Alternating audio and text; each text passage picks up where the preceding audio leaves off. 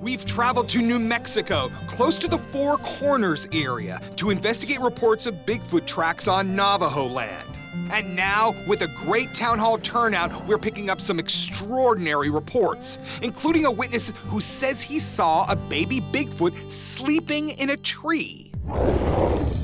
It was a baby in a tree and it was sleeping, and I pulled out my camera and just started filming. So the whole time, this thing was just curled up and sitting there, and the head, stuff like that. Had a thick eyebrow ridge, and this part of the lip was longer. Dude, you must have been crapping your pants when this was happening. I'm day shift supervisor and security at one of the casinos in the Four Corners area. We have horse racing. I went down to unlock the gate. Just as I started to stick the key into the padlock, this thing just to my left yelled out. And I mean, that thing was like 5 times louder than I could possibly do. It was, ooh, and it's raised, you know, I'm raising my arms thinking, oh God, what do I do? And it scared the living crud out of me.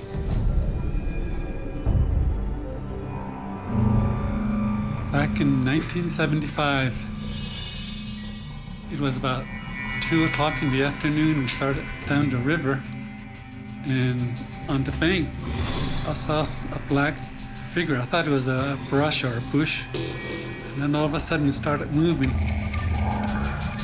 I kind of surprised it, I guess, because it scrambled up the bank. And when he started running, it crouched lower to make himself smaller so that he can run through the thickets.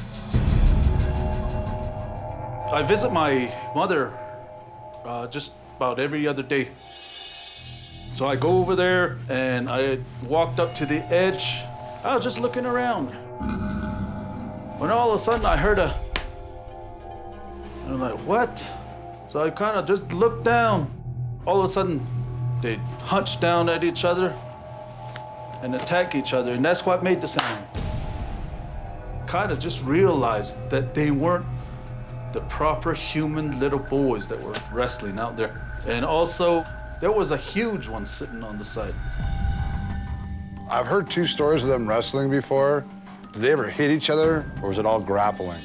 Just grappling. At the town hall meeting, we had witnesses from all over. They came from all 4 states in the Four Corners area. So we're gonna do something we've never done before. We're gonna split up into 4 different directions and cover reports in all 4 states at the same time. I'm heading back up the mountain to meet up with George. He has a spot he goes to where he says he always finds Bigfoot tracks. And one day when he was out there, he actually saw a baby Squatch sleeping in a tree and videotaped it. Even though I'm not too far from the rest of the team, I'm way higher up in elevation and the snow is just dumping. I'm afraid we're really not gonna be able to make it up there. If that's the case, George and I gotta come up with a new plan. Hey, George. Hey, Boba. Good to see Thanks you. for meeting me out here. And it's snowing. It is snowing. I tried making it up there, and it's snowed in. Can't get to the spot where it was filmed. Oh, man. Well, you know what? I didn't get a chance to really look at the video. I'd like to look at it, have you go into more detail on what you saw that day. Okay. Let's pop underneath the back of the Jeep. Every year that I come up here, I find tracks, but I saw this asleep in the tree with my binoculars, pulled out the camera and then tried to focus in on it. I can see what you're talking about. I see what you're talking about, where the eyes are and the nose and the head and where the shoulders would be. Yeah, I definitely think that's a juvenile Bigfoot in a tree, asleep. That's the only thing it could be doing. I mean, unless it's meditating. Right. So you said you were actually out looking for Bigfoot tracks. Right, I found tracks, pulled out the camera and... Oh, wow. Dude, that you can just first glance, because that's a Squatch. I can see clearly that is a Bigfoot track. The heel, little toe going to the large toe. That's not a grizzly. You can't see any claw marks in front. Just the classic Squatch-shaped foot. That's a nice print. I was impressed by it. You know, the width is what gets me. Right. I can see why you came back to this spot. It seems like every time I come up to this area, I do find tracks. You know, since this is the first snow of the year, now there might be fresh prints in the snow as we speak. I wouldn't doubt it. Do you have a spot that we could go look where you think there might be a good chance where they'd be cutting through, heading down slope? Yeah, I do. This video and track photo are pretty compelling to me. And I think we should use this bad weather to our advantage. Well, all right, I want to go check out this spot. I think they might be crossing down a low country and go look for some fresh tracks.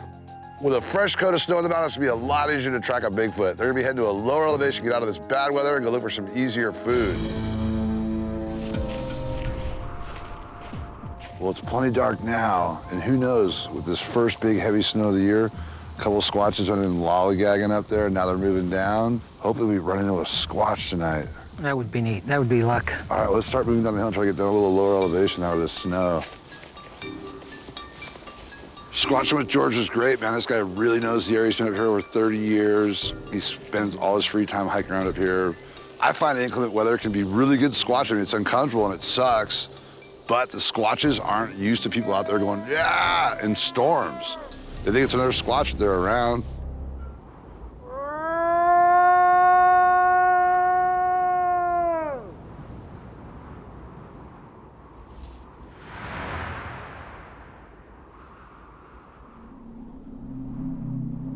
This is just a perfect spot. Hey, you said you've heard them speaking that kind of Bigfoot language before? Yeah, one time I was coming over a hill, and just before I got to the top, and it sounded like two women talking at the same time. As soon as I got to the top of the ridge, it just dead. I've heard that 5, 6 times in my life, and it sounds almost like people you can tell it's not. Mm-hmm. Squatching in the snow sucks bad. I hate walking in the snow. It gets everything wet and cold, and worst of all, it freezes the therm, and it just doesn't work anymore. We just can't use our Squatch knowledge to our advantage in these conditions. What do you think the Squatches would be eating if they were still up here? Turkeys still run around here. You know, I heard once of this lady found mice wrapped up in grass. Really? Have you heard that? No. She had gone to pick them up, and there was a rock thrown at her hand. Really? That's really interesting you said that, because people have seen them carrying like these balls made out of like big long marsh grasses and stuff, just looped around. It looks like a giant football or rugby ball. And I never even thought that there might be like some kind of meat source in there or some food. I learned something new tonight, that's for sure. That's something to keep my eye out for. Yeah.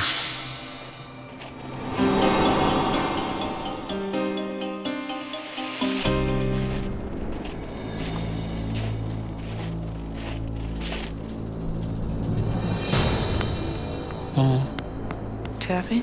Tapping, yes. I see hot spots that way, so let's get closer.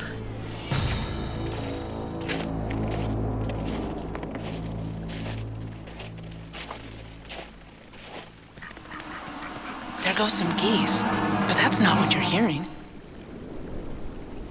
Oh yeah, I can hear it now. Oh, it's the river I'm hearing. Hear it? Yeah. And then is it the ice? Ice in there, yeah. Hitting it. Bumping against each other. I could sit by a riverbank and just listen to the river. Yes. The river speaks to you. I hear some birds too. Leonard heard some noises in the distance after I saw some large hits on the therm. But we realized this was just some large rocks, and the noises we heard were just large chunks of ice in the river. No luck seeing a Bigfoot, but that ice looked amazing flowing down the river on the therm.